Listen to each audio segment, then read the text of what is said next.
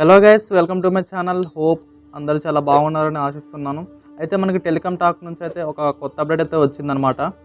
వాళ్ళు చెప్పిన కొత్త అప్డేట్లో ఏంటంటే భారతీ ఎయిర్టెల్ కంపెనీ అనేది 5G టెస్ట్ అనేది స్టార్ట్ చేసేసిందనమాట.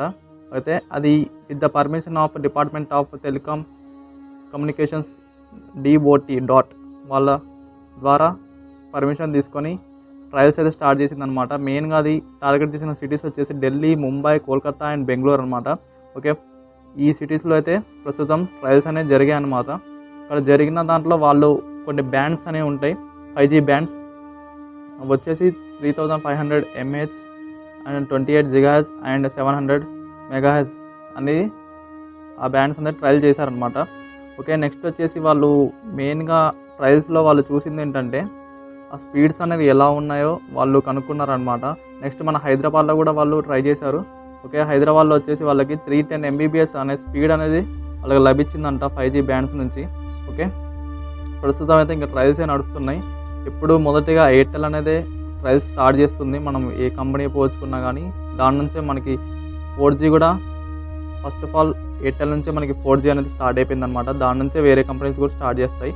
ఓకే ఓకే అండి, ఇదండి కొత్త అప్డేట్ అయితే. ఓకే, చాలామందికి డౌట్స్ ఉండొచ్చు 5G మొబైల్స్ ఇప్పుడే కొనాలా వద్దా అని చాలామందికి డౌట్స్ ఉండొచ్చు. నేను చెప్పే ద బెస్ట్ సజెషన్ ఏంటంటే ఇంకా 5G రావాలంటే మనకి మినిమం 2 to 3 years వరకు అయితే పడుతుంది. ఎందుకంటే ఇక్కడ టవర్స్ ఇన్స్టాలేషన్ కానీ ఇంకేమైనా అప్గ్రేడేషన్ కానీ చాలా డేస్ పడుతుంది ఇంకా. ఓకే, ఇంకేంటంటే ఆ బ్యాండ్స్ అనేవి మనకి ఇంకా క్లారిటీ ఇవ్వలేదు. టెలికామ్ కమ్యూనికేషన్స్ అయితే ఇప్పటికైతే కొన్ని బ్యాండ్స్ 5G బ్యాండ్స్ అయితే కొన్ని వాళ్ళు క్లారిటీ ఇస్తున్నారు. కాకపోతే మనకు వచ్చే మొబైల్లో వచ్చే బ్యాండ్స్ అవి సపోర్ట్ చేస్తారా లేవా అనేది ఇంకా చెప్పలేమన్నమాట.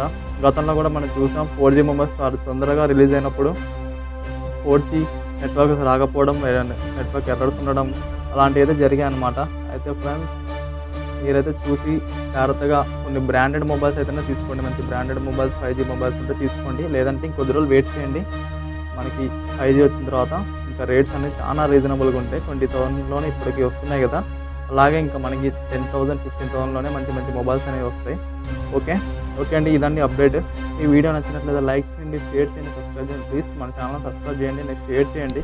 ఇలాంటి మరెన్నో అప్డేట్స్ చేస్తుంటాను. Thank you.